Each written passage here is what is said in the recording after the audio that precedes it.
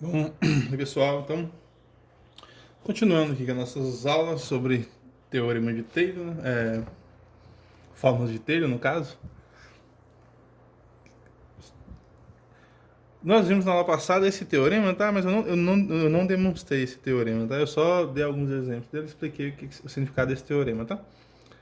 Que é uma das aplicações da primeira fórmula de Taylor, né? No caso, a fórmula de Taylor infinitesimal, que é a fórmula que aparece uma função, né? Que eu chamei lá de R, tá? Uma função que tem um valor, quando se aproxima de h, né, o valor dessa função tende a zero, ou seja, é um valor bem pequeno, né, dessa função, ok? Como nós vimos nas aulas passadas. Nós vamos usar essa aplicação para demonstrar esse teorema aqui agora e para fazer outras. Vamos usar a aplicação, desculpa, vamos usar o teorema de Taylor, que é a fórmula de Taylor no caso, né, a fórmula de Taylor infinitesimal, para podermos demonstrar esse teorema, que é um teorema interessante e importante, e também para vemos uma outra ideia para a fórmula de L'Hopital, né? Para calcular o limite, né? Que tem a ver com a derivada.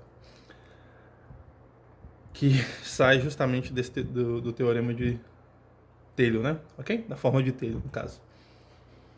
Bom, então eu vou demonstrar esse teorema aqui, beleza? E depois vamos depois nós vamos ver também a fórmula de L'Hopital, tá? Regra de L'Hopital para derivadas. Mas aí para derivadas de ordem n, beleza? E também nós vamos ver também uma outra forma de Taylor, tá? Que é bem parecida com o que nós vimos na aula passada, que é chamada de forma de Taylor com resto de Lagrange, beleza? Que é bem parecida, tá? Quando chegar nessa forma, eu comento mais sobre ela, tá? Então, primeiro eu vou demonstrar esse teorema. O teorema que fala que se eu tiver uma função n vezes derivável, essa função sendo n vezes derivável num ponto que está no interior desse intervalo, né? Ou seja, pode ser um intervalo. O I pode ser um intervalo fechado, né? Nem aberto nem fechado, ok? Mas nós vamos querer pontos que estão somente no interior, ou seja, pontos que só estão somente no intervalo aberto, né? Em um intervalo aberto, beleza? Lembrando que o interior de I é sempre aberto. E que as derivadas, né, até a ordem n-1, né? Ou seja, se o n for 10, então a derivada até 9, né? A nona derivada tem que ser todas zeros, né? Todas elas têm que ser zero.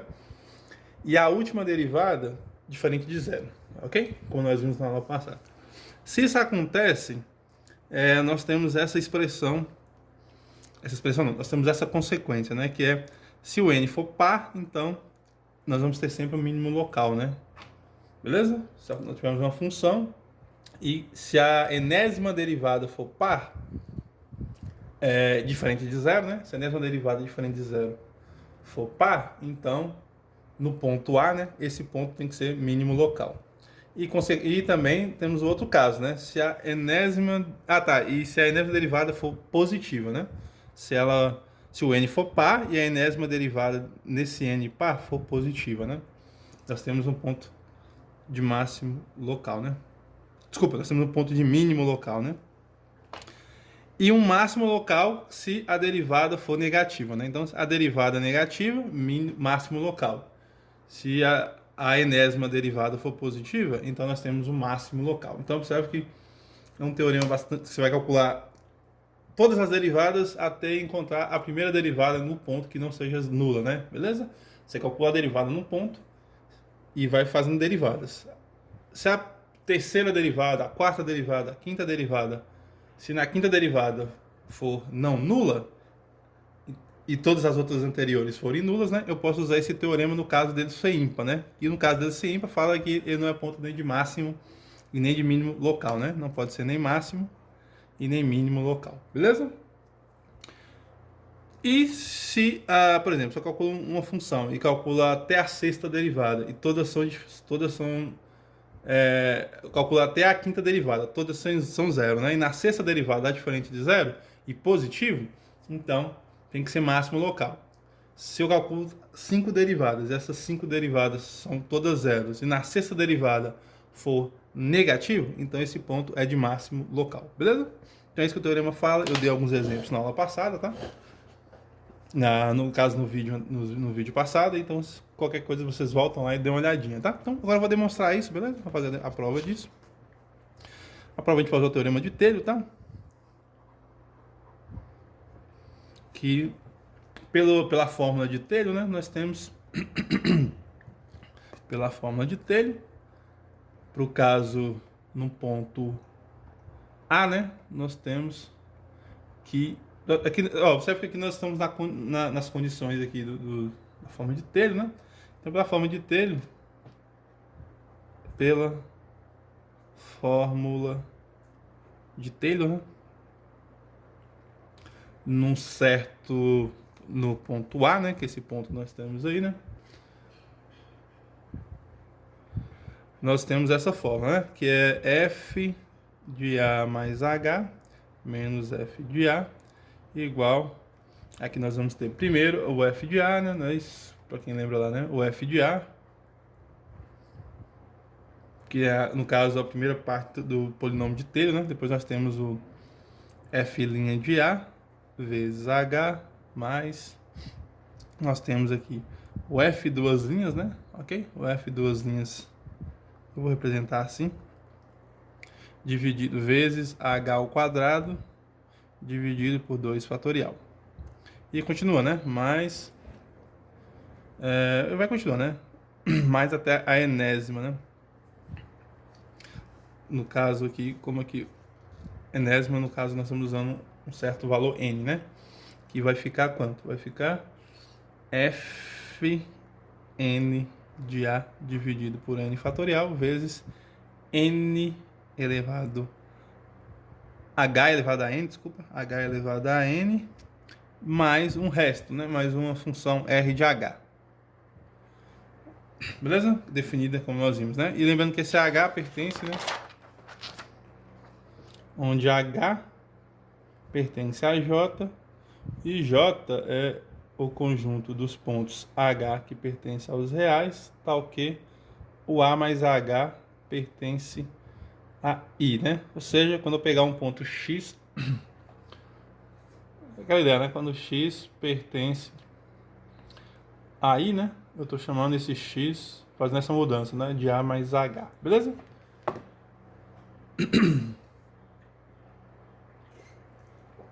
Bom, só que quando nós pegarmos aqui a fórmula de Taylor, por hipótese, né?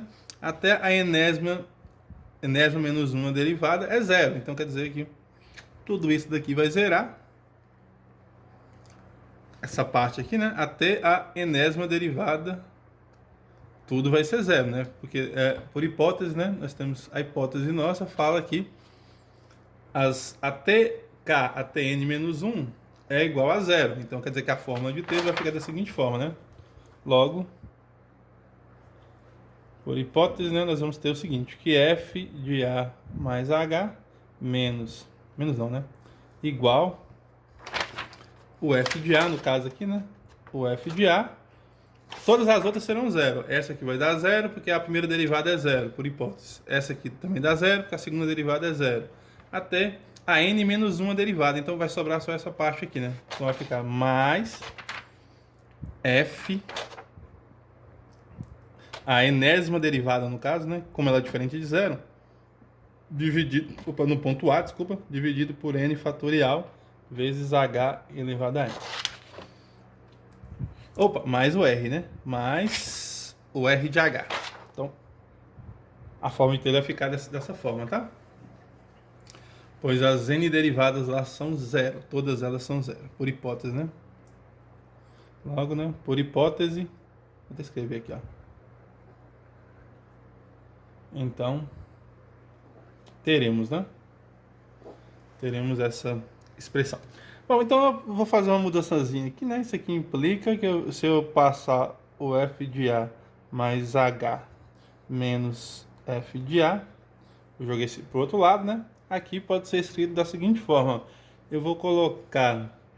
Tá, eu só vou fazer uma ideiazinha aqui para vocês entenderem, ó. Aqui vai ficar o f, a enésima derivada aqui no ponto A, dividido por n fatorial, vezes h elevado a n. Aqui eu vou fazer uma escrita da seguinte forma, ó. Fica r de h vezes h elevado a n dividido por h elevado a n. É a mesma coisa, né? Se eu posso cortar esses aqui, né? Com h diferente de zero, né? Beleza? Então isso implica, né, que essa fórmula aqui eu posso escrever da seguinte forma. Fica f de h menos f de a igual, vou colocar o h elevado a n em evidência. Então, que vai ficar h elevado a n, que multiplica essas derivadas, né? Aqui é um n, tá, gente? Aqui é, vou fazer esse n assim, para não confundir. Meu h tá parecendo um n. Tá, vou fazer o n assim. Aqui é n também, n fatorial. Beleza? Aqui é r de h. Aqui também é h. Aqui é n, né? Isto aqui também é n. Vou fazer o n assim para não confundir com o meu h. O meu h às vezes ele parece um n. Beleza? Então aqui vai ficar h elevado a n, colocando em evidência, né? Da enésima derivada aqui no ponto A, dividido por n fatorial, mais r de h sobre h elevado a n, né? h elevado a n, isso, vai dar isso, né? Colocando a n em evidência. Colocando o nosso h elevado a n em evidência. Bom, mas observe o seguinte, né? Isso aqui é sempre positivo, né? Como nós vimos, isso aqui é sempre positivo. Na verdade, o h ele pode ser negativo.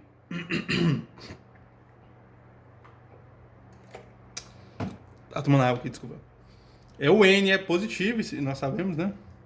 O n aqui é positivo. E esse sinal aqui que está aqui dentro, dessa soma que está aqui dentro, aqui, né?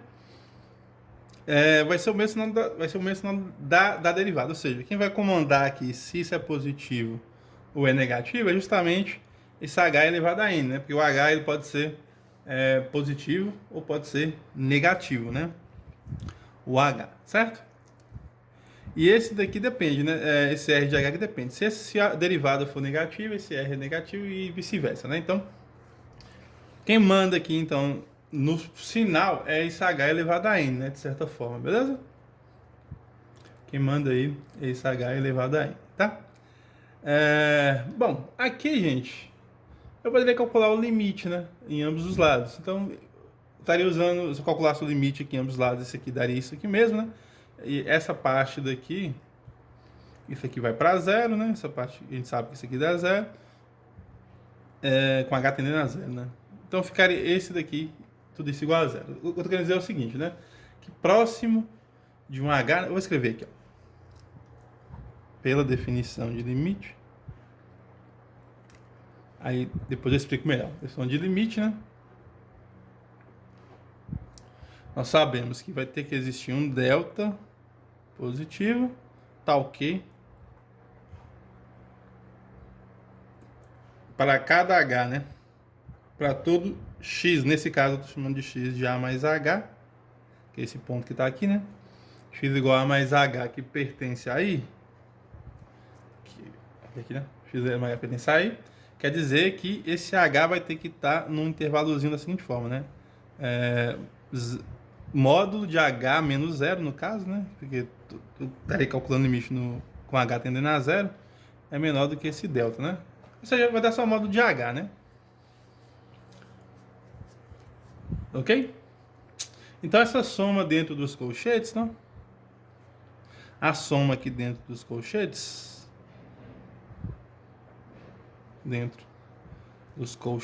vai ter que ter o mesmo sinal. Colchetes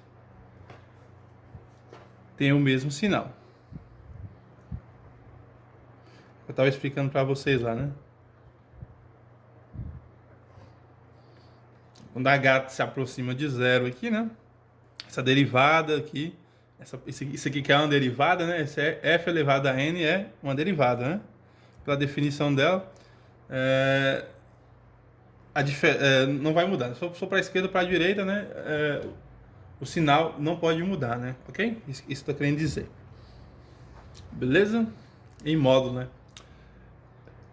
Então, tem o mesmo sinal da derivada, né? Mesmo sinal de f de n, a enésima derivada, né? F de n não, né? A enésima derivada no ponto A. O sinal não pode mudar, né? Ok? Ou seja, o sinal desse daqui, esse aqui é sempre positivo, não importa, ou seja, esse daqui e esse H aqui, né? Tem que ter o mesmo sinal, beleza? Esse R de H aqui também é sempre positivo, né? Então, quer dizer que esse tem o mesmo sinal. Se for negativo, esse aqui é negativo. Se for positivo, os dois são positivos, né? Então, quem manda, então, né, é esse H elevado a N, igual eu falei com vocês, né? H elevado a N. Ou seja, nós sabemos que um número elevado a um número natural pode ser positivo e negativo, desde que esse número seja negativo ou positivo. Esse H, no caso, né? Esse H nós sabemos que ele pode ser negativo ou positivo. O que vai mudar é que vem a história aqui do par, né? Ó, se N é par, aí nós vamos ter umas condições que nós vamos ver aqui agora, né? Beleza? Se N é par, então quer dizer que essa expressão aqui é sempre positiva, né? Porque um número elevado ao número par, o número real elevado ao número par, é sempre positivo. Não tem como ser negativo, né? Nós sabemos disso, né? Então vamos fazer a primeira lá, né? Então, se N é par, que é a primeira parte que nós queremos mostrar, né? Vamos supor que N é par. Então, se N é par, quer dizer, então, que isso aqui é sempre positivo.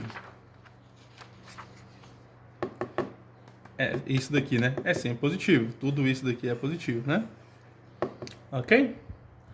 Se N, desculpa, né? Se N é par e essa derivada também é positiva, né? Isso que eu querendo dizer, né?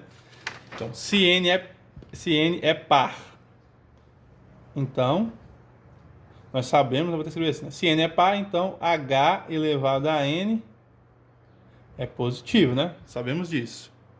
E se a derivada de N no ponto A é positiva, então tudo isso aqui é positivo, como eu tinha comentado, né? Então, essa parte aqui, né? F elevado a N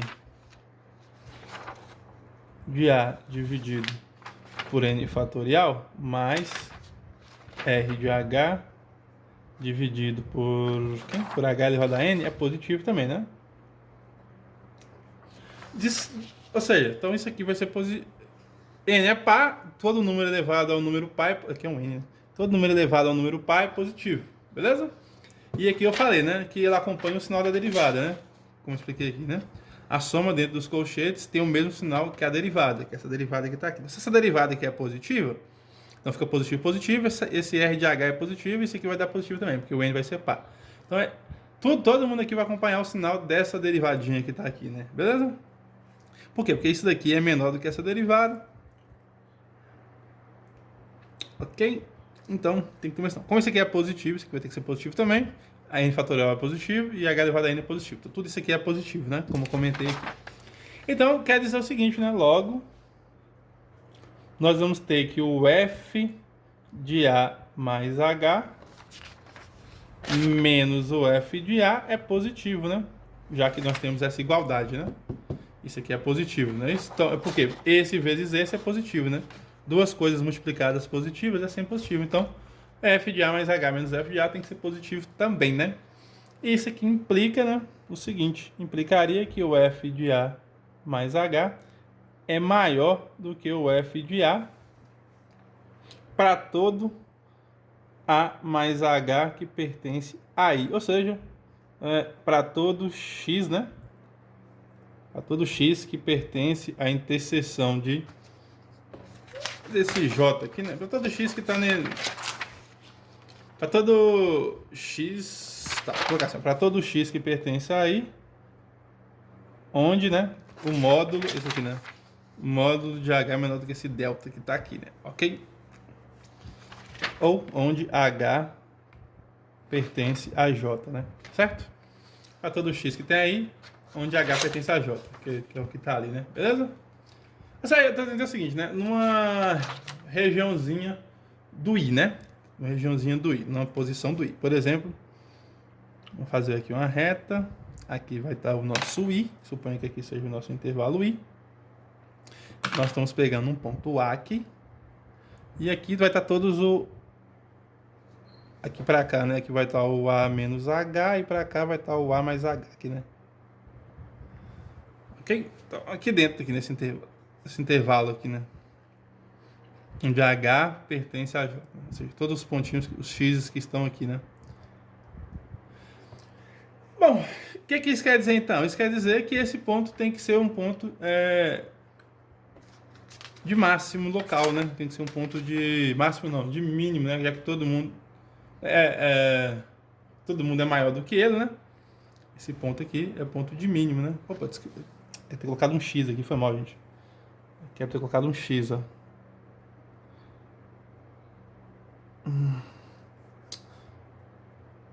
Esse aqui é igual a um X, né? Aqui é f de x é maior do que f de a. Foi que nós chegamos, né?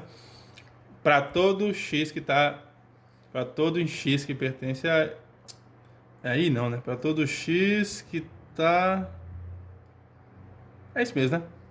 Para todo x que tá aí... Para todo x igual... Desculpa, né? Vou fazer melhor aqui. Para todo x igual a mais h... com H pertencente a J. É isso que eu deveria ter colocado, né? Beleza?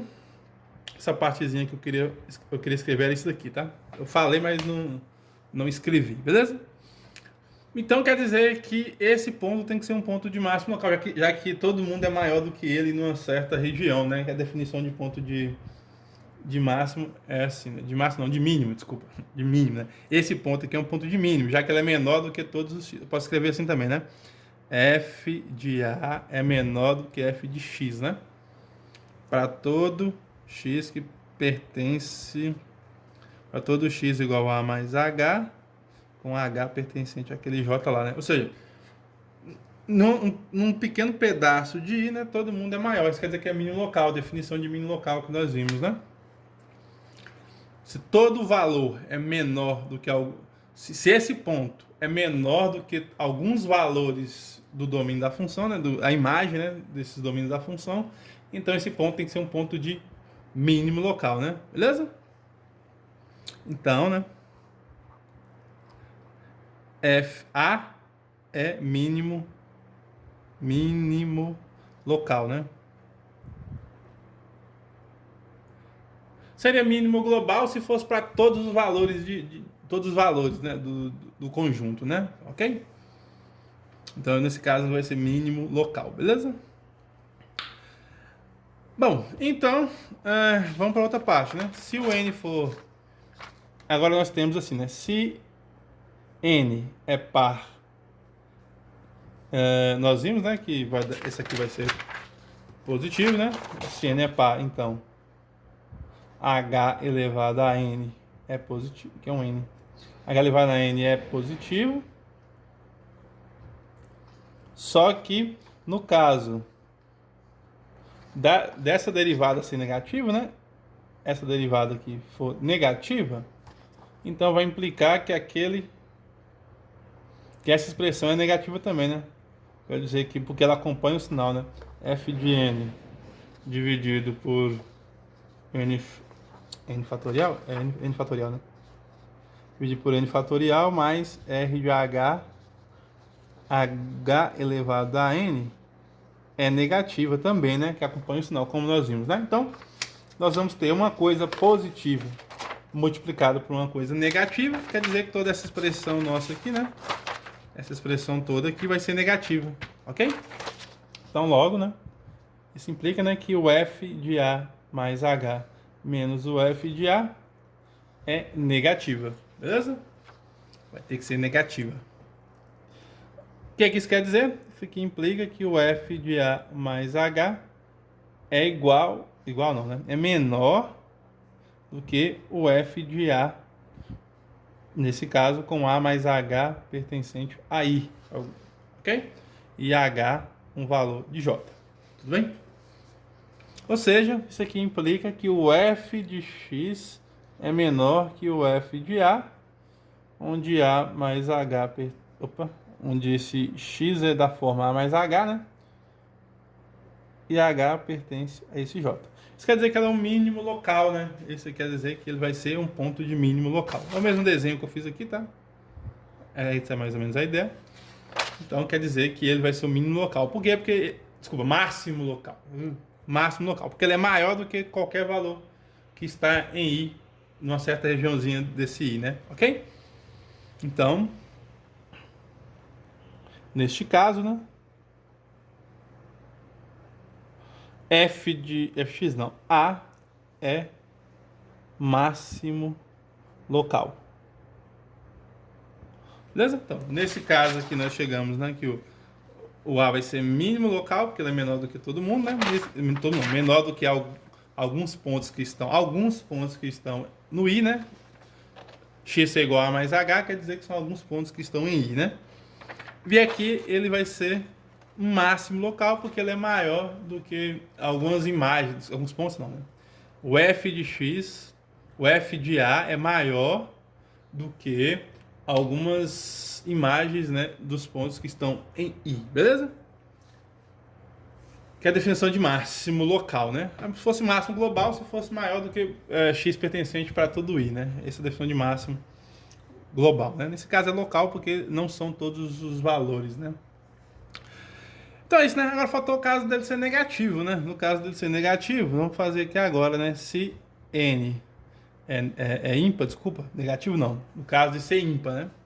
Faltou o caso dele ser ímpar. Se N é ímpar, o que nós vamos ter então? Então quer dizer que esse H elevado a N ele é sempre negativo, né? Então, quer dizer, o H elevado a N não é negativo, né? O H elevado a N depende do H, né? Beleza? Então, se N é ímpar, como é que eu vou escrever isso aqui, né? Pensar. Então, se N é ímpar, logo o nosso H elevado a N, né? O nosso H elevado a N depende de quem? Depende do sinal de H, né? Tem o mesmo sinal que H, no caso, né? Tem o mesmo sinal que H. Beleza? O H elevado a N vai ter o mesmo sinal de H. Por exemplo, se H for positivo, então quer dizer que o H elevado a N é positivo, né? Se H for negativo, então H elevado a N é positivo, porque nós estamos pegando N ímpar, né? Beleza? Nós sabemos que todo número elevado ao expoente ímpar, né? Depende do sinal do número, né? Agora, já todo número elevado a um expoente par é sempre positivo, não importa se é negativo ou positivo, né? Nós sabemos disso, né? Tipo, 3 elevado a 5 é positivo. Menos 3 elevado a 5 é negativo, né? Agora, 3 elevado a 5 é igual a menos 3 elevado a 6 é igual a menos 3 elevado a 6. Não importa, tá? É o mesmo valor. Sabemos disso, né? Então, logo, né? Essa diferença... Logo, né? A diferença... Que é essa diferença aqui, né? Cadê a danadinha? F de A mais H menos F de A. Logo, a diferença... F de A mais H menos F de A. O sinal dela, né? Ele acompanha o H, né? O sinal tem mesmo sinal que H, né? Muda de sinal juntamente com H, né? Muda de sinal junto com H, né?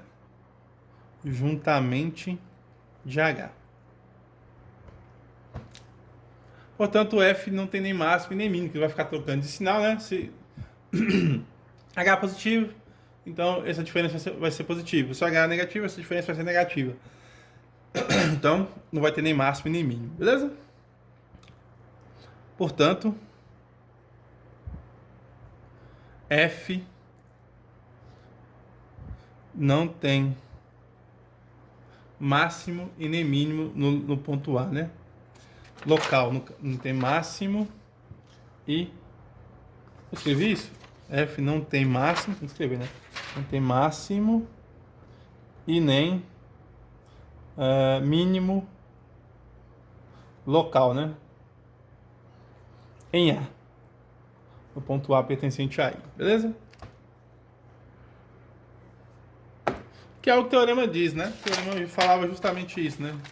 O teorema falava isso, né? Se N é par, se as hipóteses são satisfeitas, né? Função N vezes derivável, cujas derivadas são todas negativas, até a enésima menos uma derivada, e na enésima derivada for diferente de zero, aí vai depender da quantidade de vezes que derivei, né? Se eu derivei uma quantidade se eu derivei uma quantidade par vezes, né? Então, eu vou ter sempre um máximo ou mínimo local. O teorema é importante, ó, pra você ver, né?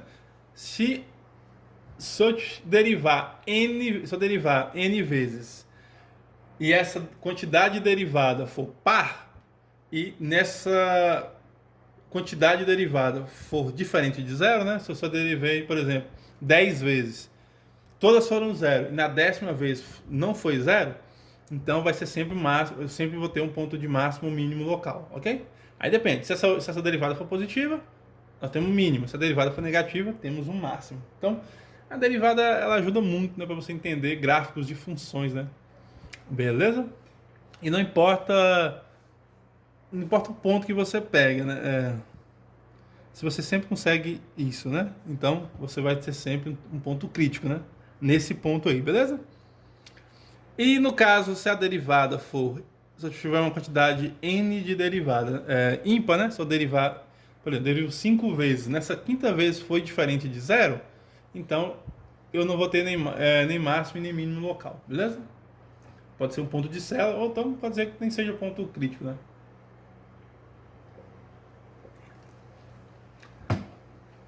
Bom, quer dizer, ponto crítico não vai ser porque a primeira derivada deu zero, né? Então, quer dizer o seguinte, que não vai ser um ponto de célula no caso, né? É um ponto de célula. Para ser um ponto crítico, basta que a primeira derivada seja nula, né? É isso que nós sabemos disso, né? Bom, eu dei alguns exemplos lá na aula passada, beleza? Aí vocês dão uma olhadinha no exemplo lá que é a mesma coisa.